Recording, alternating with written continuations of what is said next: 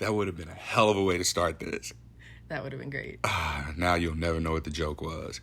Welcome to Something Positive for Positive People. I'm Courtney Brain. Something Positive for Positive People is a 501c3 nonprofit organization that is actually, I just learned, getting people therapy, and they get to write it off on their taxes. So like if you donate a lot and I give you therapy, not only are you supporting yourself and someone else's sessions, but you're also getting to write that off on your taxes. Don't tell the IRS I told you that. But yeah, so we're basically paying for people to get therapy if they're struggling with STI stigma. Are there any announcements? Yes. Thank you for everybody who took the time to take that long survey that I did. It was roughly 50 questions, and we got a lot of good information by it. I wanted to get 1,000 people to take it, and we got 1,148, which in the survey world is great because we have that margin of error. Given not everyone completed every question, a lot of people wrote their own stuff in. So yeah, the negative, positive margin of error. There's a better word for it. I can't think of what it is right now, but that was very useful. So everyone who took the time to do that, like, I really, really appreciate you. So this will probably be the last time that I talk about the survey before the episode where I break down what the results were and talk through some of the narratives that go together when you pair different aspects of the data. All right, so today we got Jordan Donnell. That's me. Is that what we're going by? That's what we're going by today. So, I don't really know where to start. Like, you host a podcast. Yesterday was your 1-year anniversary. Congratulations. Vaginas, vibrator. No, I keep mixing it up with the letters. Vaginas, vulvas, vaginas, and vibrators. Vibrators? Is vibrators Oh, now is you got me messed up. Vaginas, vulvas, and vibrators. So, in my head, I went alphabetical order.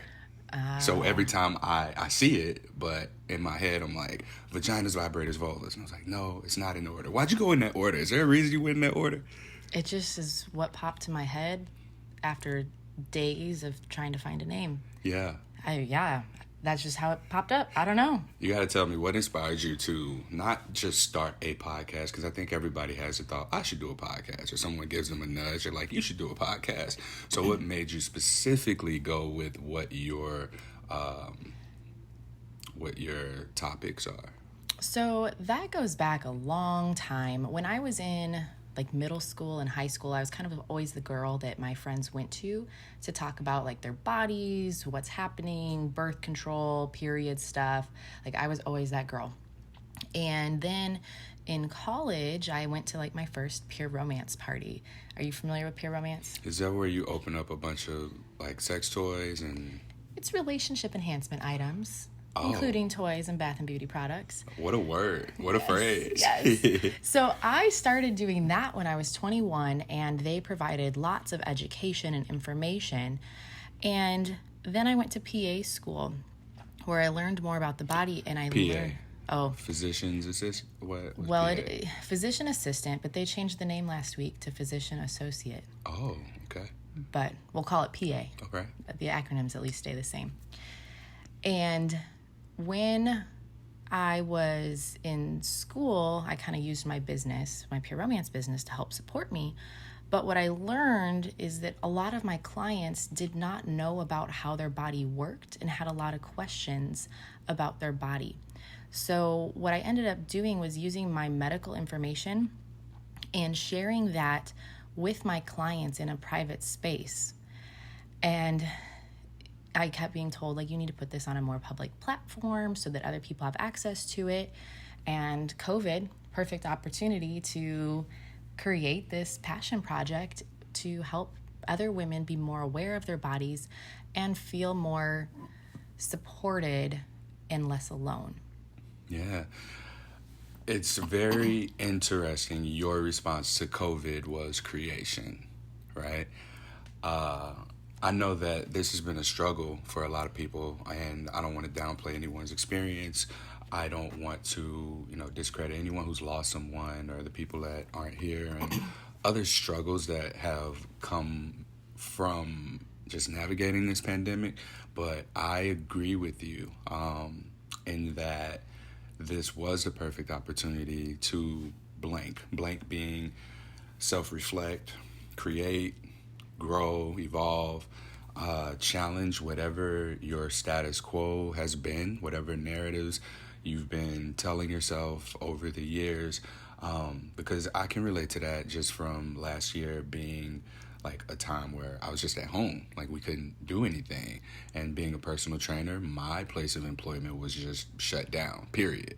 So with that time that I otherwise wouldn't have had, I was more able to go deeper into the podcast and going into the nonprofit functions. So really being able to start to front or really push the efforts of the fundraising and getting donations and implementing the processes of getting people into therapy after their diagnosis. Y'all ain't gotta be quiet. Like it's Oh, is it recorded? Yeah, it's recording. Oh.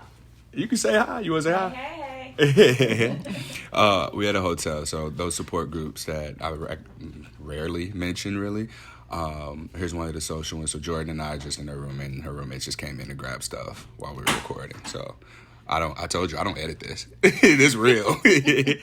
But yeah, this has been quite the opportunity. So for me, I've been fortunate enough to have had a therapist. I've been seeing my therapist for well over a year and a few months, and we actually just had our last session on Wednesday this past week was my last session. And it was just kind of like this graduation process where I was able to reflect and look back over the entirety of this pandemic and see not just where I'm at now, but like where I was when this pandemic started. So I offer this for people to take the opportunity to do that assessment. Yes, it still sucks. I know Canada's still shut down, and I know there's a lot of just COVID fatigue in general. And here in the United States, a lot of things have been open for a while, and there's been this transition more so into the normalizing of not wearing masks anymore. So with all of this going on, it shows us not necessarily in the space of time that's passed, but like the amount of experiences that have come between now or between the start of the pandemic and then right now. So it's really important to take those opportunities to reflect, because as we go back into the world or transition into whatever this new normal is going to be, no one is going to be the same person. And if you happen to be the same person, then good for you. That means you were in a very good position to begin with. So, I just wanted to offer that to people, considering that you and I have a shared experience of this having been a good opportunity to do things that we're passionate about and explore our passions. Yeah. So I guess I've been like putting this off. You sure you ready for this? I'm ready for this. All right. So this is the first time I'm talking to you about your herpes experience in detail. You interviewed me on your podcast about my experience, and we talked about that. So we get to flip the script. First off, what made you decide to go ahead and be open on this podcast episode? I think that it's so important to share your experience, because you never know who might relate and feel more supported. But I think that people learn from other people sharing, and the more we talk about it, the more people feel safe and comfortable. And the other aspect of that is, as a person that works in the medical field, we're going to probably talk about this some, where we're not really taught as medical professionals anything about herpes, really, but STIs, and giving that diagnosis and things. So there's a whole other aspect from a medical perspective and kind of what that has been like being a medical professional. You said something interesting in the beginning there. You said that it was safe. Safe was the word. And what I'm finding is that in people sharing their experiences, what it also offers is when you have that safe space to share and other people are able to listen, there's healing that takes place. When people are able to feel heard, listened to, there's the opportunity for healing to occur. So it's really, really, really, really powerful for people who otherwise may not have even ever shared their experience with anyone else to be able to have this safe space to anonymously or with the confidence that their identities aren't going to be revealed, come on here and just openly share their experiences. I had someone, I've been sharing about crap disclosures over the past 2 days on the H on My Chest Instagram page.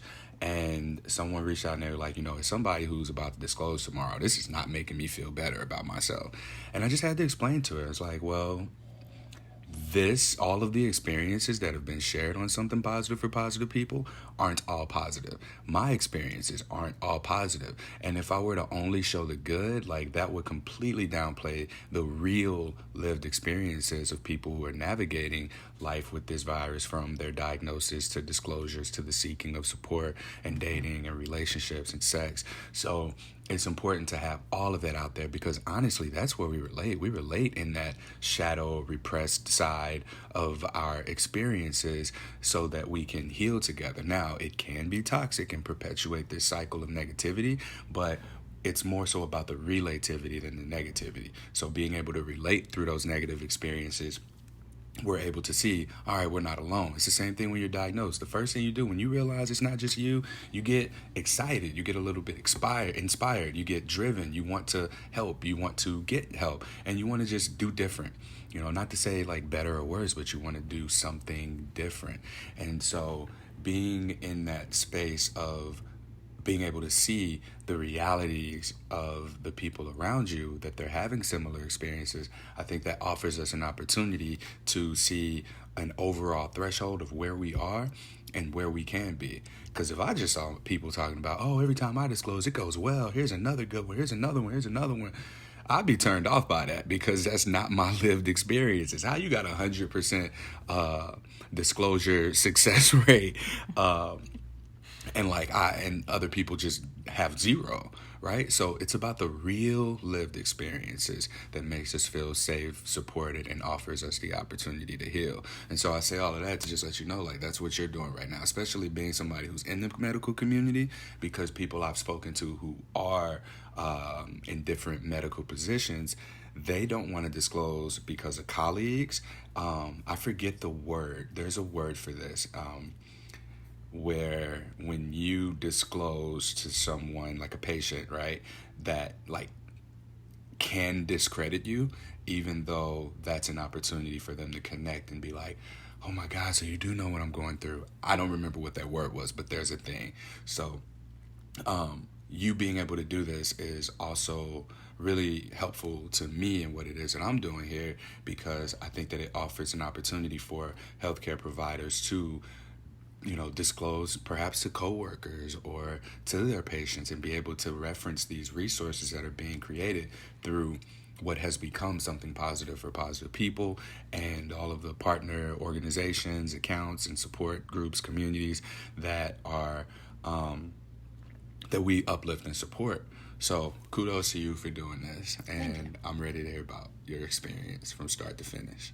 Okay. Well, I don't even know where to start, I guess. All right. How long were you diagnosed? We can go through this. Yeah, we can do this the old school way. There we go. We can do that.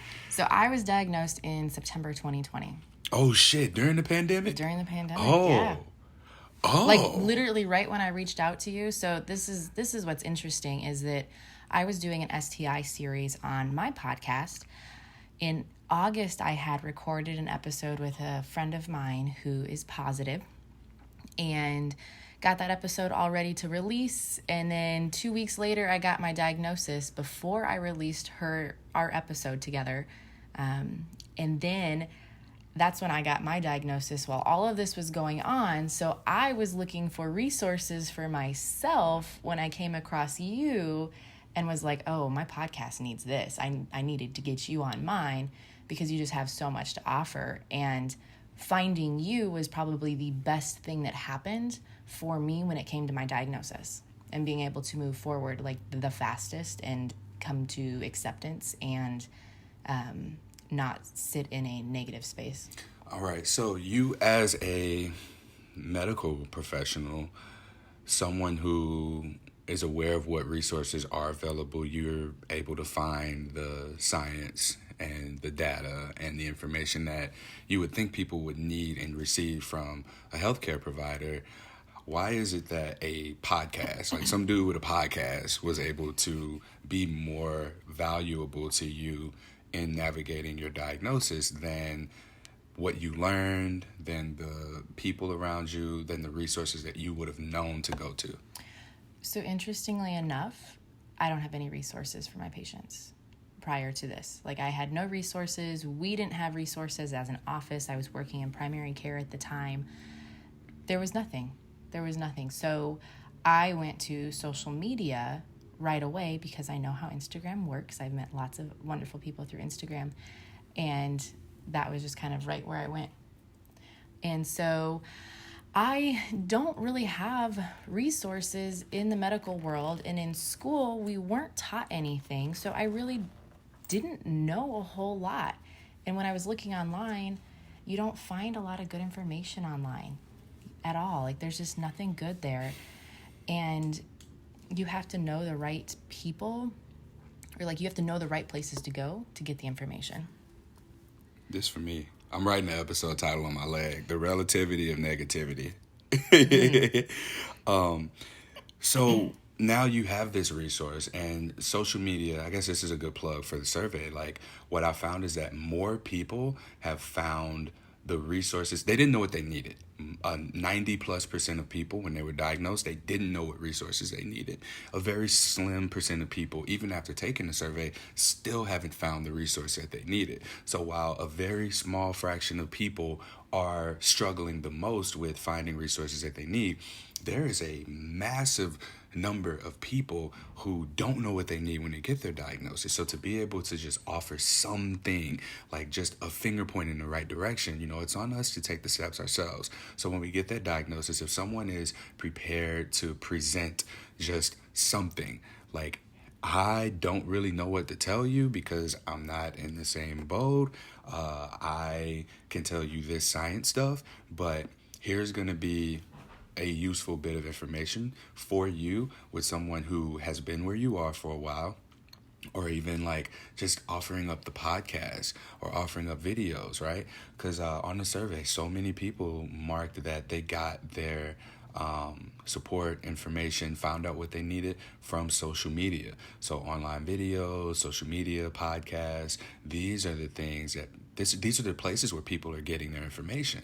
So imagine, even if you're someone who's newly diagnosed and you have, let's go with the two extremes. One extreme is, I don't want to deal with this at all. I don't want to talk to anybody about it. I just want to go home and I want to just be asleep, right? And then on the other end, you're inspired. You want to go out and jump into herpes education activism and advocacy, and you want to share resources and be a support leader and community leader. And you get the tools that you need to do either of those. So if you are depressed, you have access to mental health services and someone or people who can talk to you, or support groups. So if doctors are able to just slide that to you, you can take the information and do that. And on the other extreme, if you're inspired, then you can be given consistent, accurate information that if you're going to share stuff, it'll be consistent. And you can also get mental health support as well, because doing the advocacy thing is amazing, yet people can do a lot more harm than healing by just simply not being in the right headspace themselves. So I often talk about me being an example. I navigated my diagnosis for 4 years before I even started the podcast. And what started this for me was seeing that there were people who wanted to kill themselves after their diagnosis. So it's just like, all right, well, that's not where I'm at. So I'll interview people who are living normal lives about their diagnosis and post it up for people to find, right? And even over the last 4 years, I've said to people, hey, it's not that bad, which is the worst thing you can say to somebody who's going through suicide ideation. And then there's been other F-ups that have happened along the way. And even with me having had a therapist over the last year and a few months, there have been things that I've noticed, like, oh, okay, this probably wasn't the most healthy thing to say. This wasn't helpful. This wasn't healing. So even me being someone who's been here for so long, without that professional help, support, and resources to keep myself in alignment, I can still do more harm, regardless of how much good is being done. Through this platform, there's still harm being done. And I recognize that now. I didn't recognize it when I started. So a lot of people jumping into this, if you don't have that, like, not everyone's built for people DMing them and being like, oh my God, I want to, God forbid people hear this, but like, I want to end my life. Or I'm depressed, like, tell me I'm pretty, essentially, like, give me validation. That's what a lot of this stuff can become. And if you become overwhelmed after offering support to people like this, and then you disappear, there's more harm being done in that as well. So all of that just to say, the impact of having resources available is going to not only support STD prevention efforts, but also intervening at potential new cases of people who get their diagnosis and don't know how to disclose.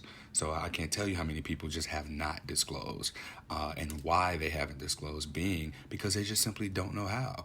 So while this is a conversation that perhaps is more supported and upheld and uplifted in support groups and spaces where there are other people who share this diagnosis, it would be super useful to remove a lot of the barriers that are in place that keep people from finding support, such as like anonymity, because people are afraid of people finding out that they have herpes. So it makes support groups really challenging to find. So if we're able to have a trusted connection between healthcare providers and the people who receive their diagnosis, imagine how much more mental health alleviation we can provide. Like a lot of the struggles that people have with their mental health, if we can eliminate those, like that's not only suicide prevention, that's STD prevention, right? So stepping off my soapbox here, because I'll do that throughout the whole podcast. I gotta let this be you. So you said that you got your diagnosis August, September, and between that episode. What was going on for you around that time? Like, what were your first symptoms? So this is actually a really funny story. I had gone on a trip to see my family in Minnesota and went and got, a Brazilian wax because I was getting ready to go back to California. I was seeing somebody, and I got back to California and I had this little bump and it felt weird. And I'm like, this is weird. Okay. And I was like, well, maybe I masturbated too much because I had gone like 5 days without my vibrator when I was in Minnesota. So I was like, oh, maybe I masturbated too much. And I was, so I just had this little bump, and then I took pictures of it and I sent it to one of my best friends who she's a doctor. And I was like, hey, what are your thoughts? And she was like, well, it could be herpes. She's also positive. Or, maybe, you were just a little aggressive with your vibrator. She's like, but just go get tested so that you know. And I'm like, okay, fine. So I call up one of my coworkers and I'm like, can you put this order in for me? So I didn't actually go physically see a doctor. I just hit up a friend, had my medical assistant draw my blood, and I'm like, don't ask any questions, just take my blood. And so then the results came back and it was positive. And the doctor, when I had asked her to order these labs, she was like, she made some comment about, hopefully you don't have the gift that keeps on giving. And that was the first thing that was said to me. And so I got the labs, and I had seen them before she told me that they were in. So I already knew. And I was angry. I was so angry. And to this day, I don't even know where it came from. I was going to ask you if you were angry at someone or if you were just angry at yourself or what? I was angry at the person that I was seeing, but he's negative. Well, like you saw the paperwork, or he just told you that? He just told me that. Okay. But I am going to trust people that they're telling me the truth. If they want to lie, that's on them. That's on their conscience. But, I assume that you were being upfront and honest with me. And if you aren't, that's on you. But so I was just really angry, and same day I called a couple of my girlfriends, and I'm like, you guys, what happened? Like, what's going on? And they're like, it'll be okay. They're like, I've slept with people that have herpes before. And I'm like, you have? And they're like, yeah, you'll be just fine. Your sex life will be fine. I'm like, okay, cool. But I was still just angry because I didn't know where it came from and just kind of confused. Like, super overwhelmed. And then probably like 2 weeks later is when you and I first talked. And I was looking for resources because I didn't know anything about it. What my perception was is that I'm going to have these lesions the rest of my life unless I take medication. I never realized that how they go away, that you may not have them all the time. I had no clue. I had no clue what I was getting into, or what I wasn't getting into, really. When you first found out and you got your diagnosis, did you get on medication right away? She sent in a prescription for me, but I chose not to. I picked it up, but I didn't take it because I was like, let me just see what happens. I was like, so did you get the as needed or daily? It's written as daily, but I take it however I feel like taking it. Oh, no. I understand that because I only take it if I have symptoms. And there have been times where I've been with partners who don't have herpes, and what I would do is just like, if I know we're going to see each other, I'll take like half a pill over the course of that weekend or whatever it was going to be. Mm-hmm. And that was just like, I don't even know if that really worked. It gave me peace of mind. Yep, peace of mind. It gave them peace of mind. But like, what I find is that people don't care. Like, I took that unnecessary precaution just because it offered me peace of mind. But to be able to just disclose to someone and offer them, the objective, here's what it is. People, we have to give people more credit. They may know more than we give them credit for. They may know less than we give them credit for, but I always use willingness to understand or ask questions as a metric for whether or not somebody's going to be a good partner. So if you go out on a date and you can ask questions that will determine if someone's open-minded or closed-minded, and typically closed-minded people are, in fact, stuck in their ways, right? Mm-hmm. So that's one of the metrics to use for, okay, this is somebody that I would have a pleasant experience with. I'll go ahead and disclose to them and offer them the opportunity to show me how they receive this information. So maybe they ask more questions. Maybe they tell you they have it too. Maybe they've slept with someone who has it. Maybe it's not a big deal, or maybe it is.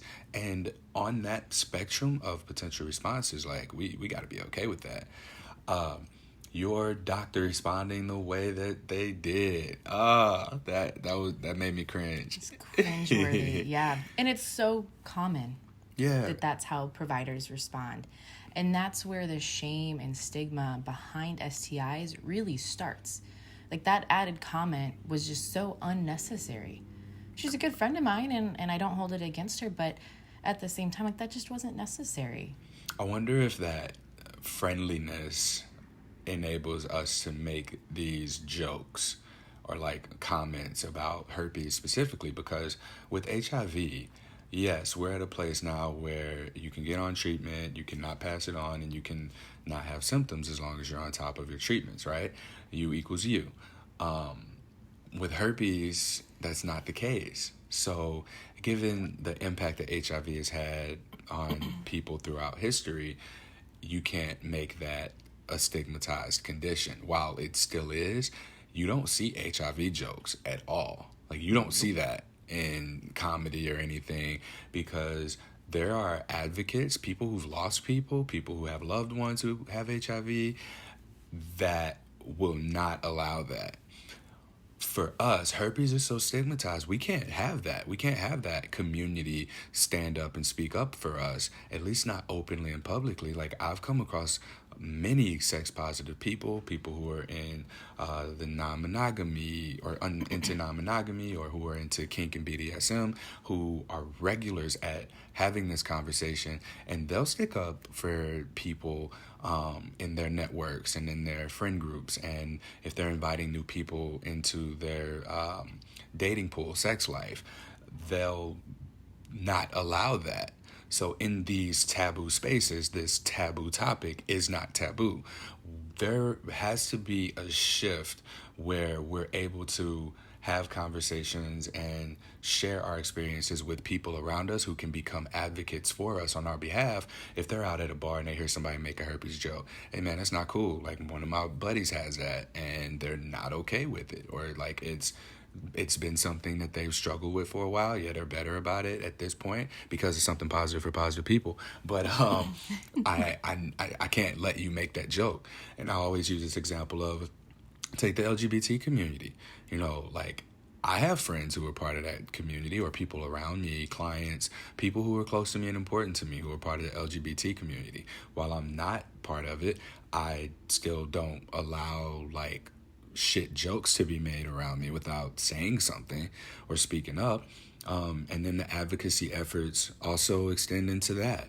So you don't have to be a part of the community, or you don't have to advertise that you are a part of it in order to do what's right, in order to I try so hard to ride that out. In order to stand up for people, in order to do what's right and speak up for what's right and speak out against what's wrong. And that's what we need more of. We just need more advocates behind us, and we'll get that same support. You said that the first thing you did was you told a couple of your friends, and you were met with support. A lot of people don't want to tell their friends, and I think that, like, if you can't tell your friends something like this, then you may not have the best of friends. Like, your friend group may not be for you. So it's important, because those are the only people who can remind us who we were before we got our diagnosis. That 10 minutes before you got that phone call, or that second before you noticed your first symptom. These are the people who have the opportunity to offer us up the most support. Yeah. And, you know, it's so funny that you bring up, like, the jokes, because even this last week I go to twerk class, and one of our songs, she always says, you know, think about who you're dancing for. And I've danced for Usher for the last 5 years. And one of the girls was like, well, you better be careful because Usher has the herp. And I was just like, okay, and? Like, really? Like, was that necessary? And who knows if he does or not, but it doesn't matter. Right. That means absolutely nothing in the grand scheme of things about any person or their character. Ooh, that is bad. It's too early. And I was going to say, yeah, in our defense, it is really early. Like, we woke up, I worked out, and then just headed straight over here. So that's why you heard so many of those. So you said the guy that you dated didn't have it.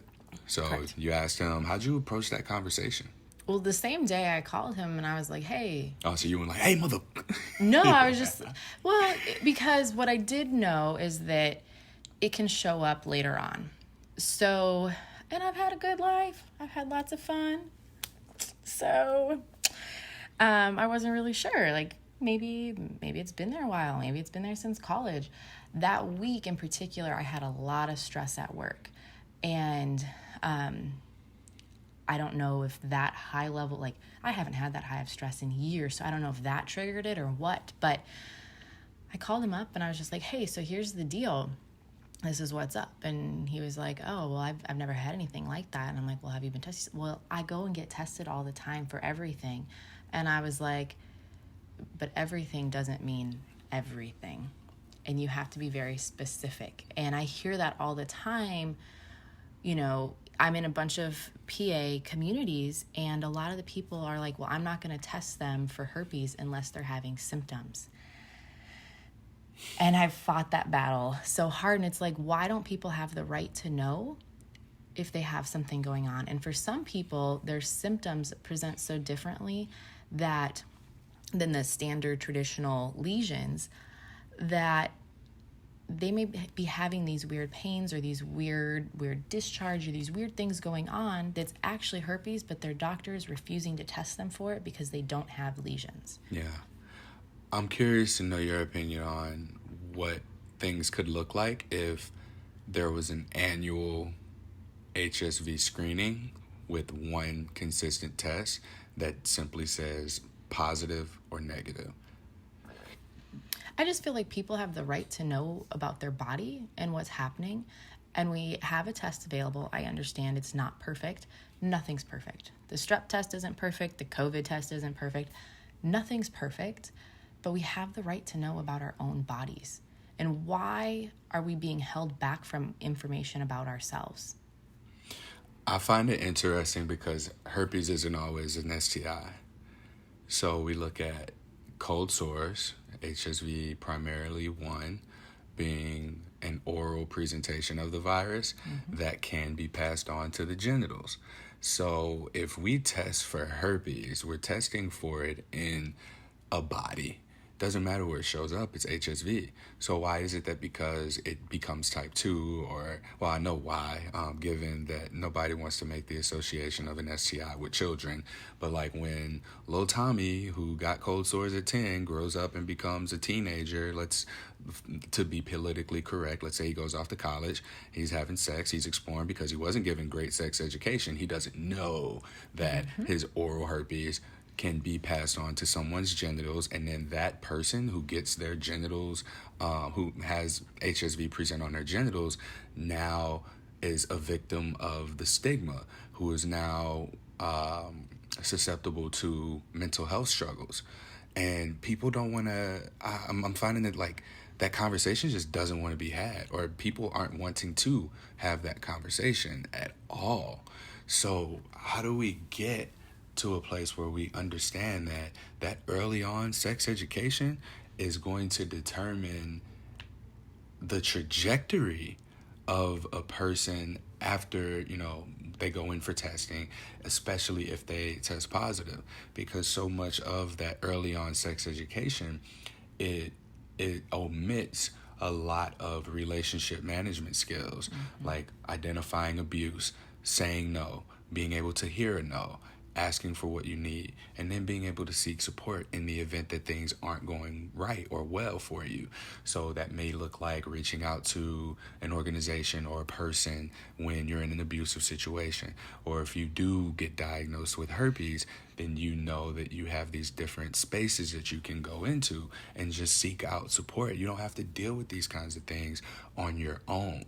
That's really what the emphasis needs to be on, because so much of sexual health is mental health. You can teach kids boundaries and relationship management and everything that I just discussed, consent, and not even talk about sex. But when kids go off to begin having sex, that's going to be a default communication structure that they have in place to talk about sex. So if adults don't want to talk to kids about sex, talk to kids about boundaries. Let's talk about consent and body autonomy and what it means to hear no, because even as adults, like we don't like to hear no. We don't like rejection, and even experiencing rejection, which is something so common after a diagnosis, because now, we have this thing to disclose to people, and we give them a choice that often was not given to us. So we can take it so personally that, it looks like, oh, it's not fair. Why am I going around here being ethical and giving people a choice when I wasn't given one? And we don't want to have that thought process go through a person's mind, especially when the simple solution is to give youth the proper tools they need in order to discuss sexual health and sex, period, and just how to manage and navigate relationships. That is so important for adolescents to get that information. I think that would change a lot for them growing up and just in relationships, period.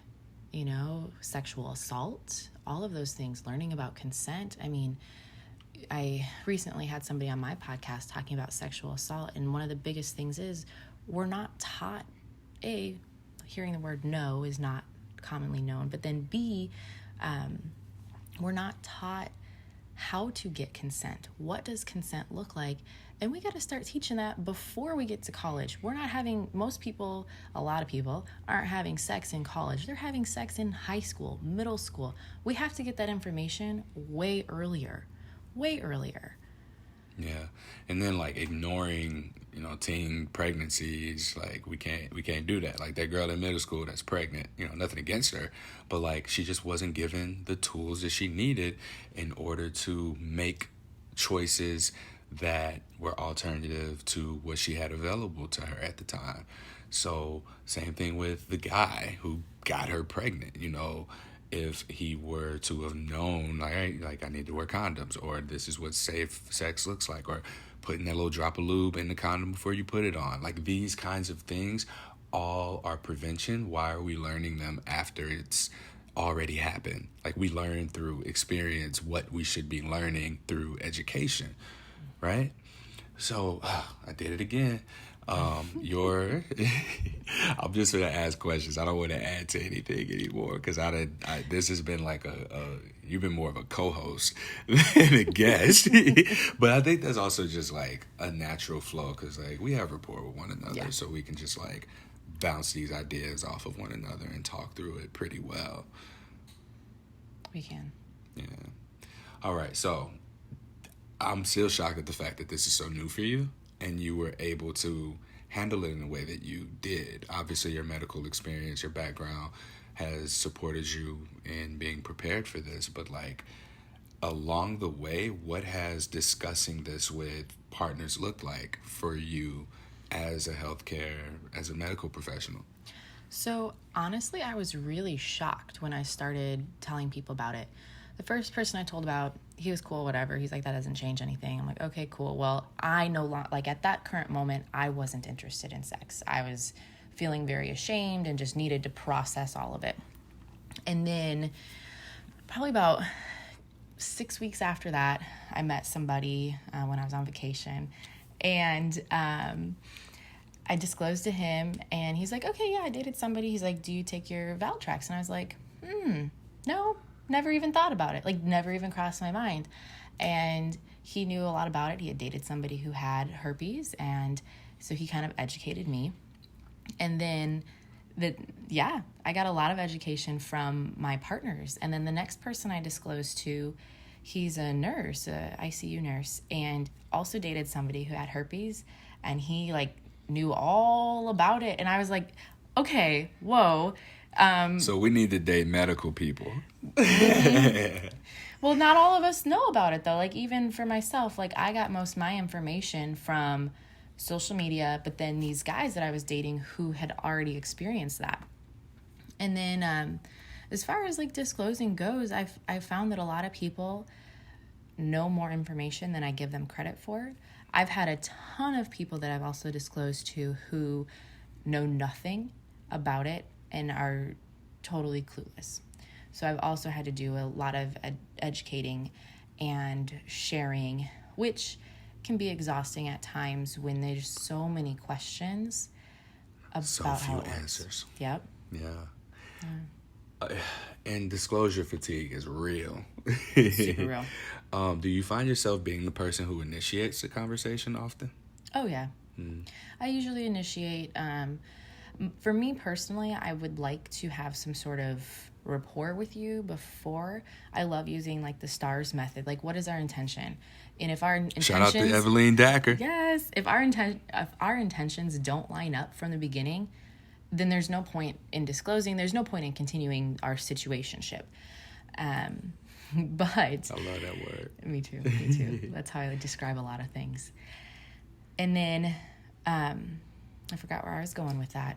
Oh no, you were just saying like the STARS model works for you, and if your relationship intention doesn't align, and there's no point in disclosing. Yeah. Oh, I thought you were adding to it. Nope. But yeah, that's so episode 99, Integrative Disclosure with Dr. Evelyn Dacker. There is going to be a STARS workshop in collaboration with Something Positive for Positive People that is going to more so highlight disclosure in the STARS format. So if you want to join that, you can just keep up with me, especially on social media. It is coming up soon. Yeah, it's coming up real soon. I might have to drop this episode Friday so that people know. I'll link to it in the show notes so that you can just click on it. The proceeds are going to go to Something Positive for Positive People. So if you make a donation or if you pay for a ticket, your ticket purchase is going to go, I think 50%. Half of it goes to us, at least half of it. So you'll be supporting more people getting therapy, and you'll support like all of the other things that are happening behind the scenes here. So what's changed for you since your diagnosis? It sounds like you had about 6 weeks before you were wanting to be sexually active again. During that time, what did it look like for you during that 6 weeks of non-partnered sexually activeness? Wow, what a phrase. Well, what did that look like? So it probably was actually less than that because there was another guy that I was seeing I was seeing a couple people. Okay. And I ain't judging. I disclosed to him, and he was very angry. And he's the one that I talked to you about on my podcast, but indirectly talked to you about it. He was very angry, and then like 2 weeks later he called, and he's like, okay, so I'm cool with it now. I just needed to process it. And then, so it probably was only about 4 weeks or so. But in that time frame, I was doing a lot of like self-reflection. And I will say what's changed at this point is that I am having much better sex because the communication is there. You're talking about what you want, what you need, and it's just it's so much better at this point. It's better sex than I've ever had, and I feel like I've had more sex in the last 8 months than I had in the last like 4 years. So that was the experience for me. So shortly after my diagnosis, I masturbated a lot. I was just like, man, I ain't never gonna have sex again. Let me masturbate so much that I'm not horny anymore. I kid you not, like those. I feel so sorry for my grandma because like I had like, you could probably wring out the towel how much I came in these towels, and she'd like randomly do my laundry because that's what I was living with when I was diagnosed. I was like, fuck, I hope she didn't find that rag. Yeah, I used to just try to keep it under the bed. Oh, let me stop. I'm talking too much. But that was how I responded. I was like, oh, okay, well, just let me masturbate so much that I'm not horny anymore. I know a lot of people go through this period of not really wanting to touch themselves or being disconnected from their bodies, but I was just like, nah, this motherfucker still work. We gonna use it, you know? But what did change for me was, I mean, I've always masturbated. That's never been a thing where like I stopped, or I would say I did it more after my diagnosis because I assumed that I would have less sex. Mm-hmm. But once I put myself out there, I have had more sex.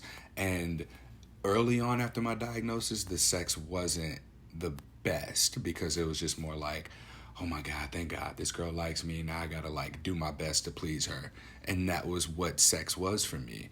After a while, like I talked about Chelsea before. Like Chelsea was probably one of the first people who freed me. She was like, what did she say? And this isn't a kid-friendly podcast. I got to make this explicit.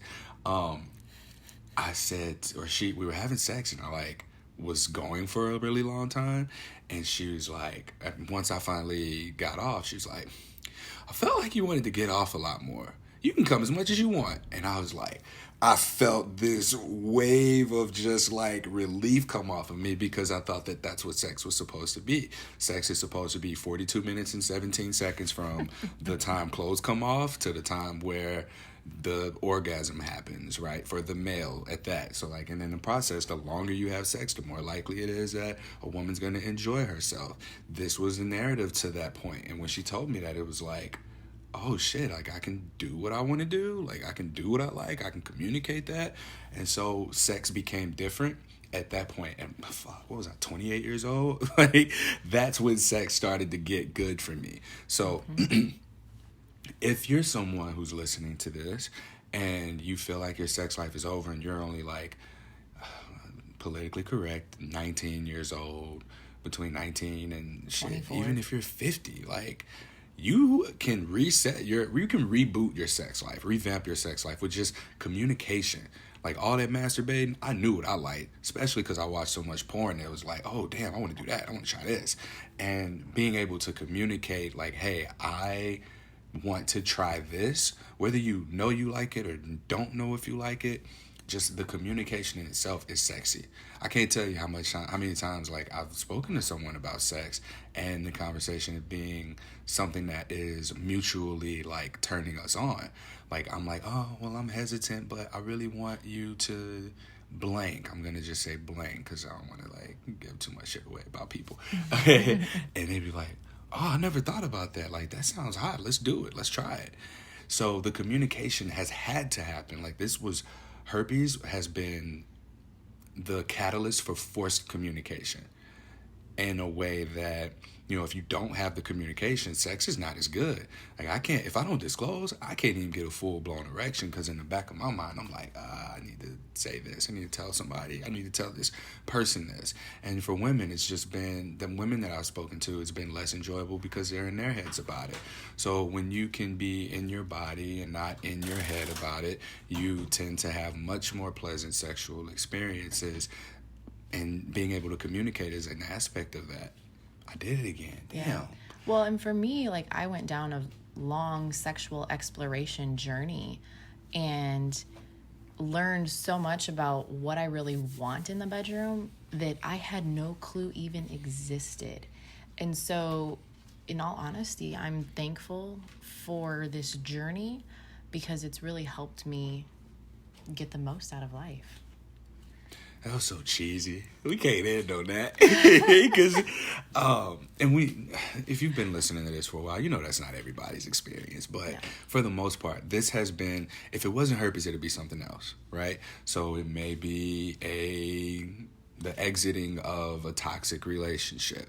It may be an accomplishment, but like for many of us, this was the catalyst to our better communication. This might have been the catalyst to our sex education, to learning about boundaries and whatnot. Like getting into kink and BDSM, for instance. Like I always tell people, like kink and BDSM is the adult version of the sex education that we should have received as youth.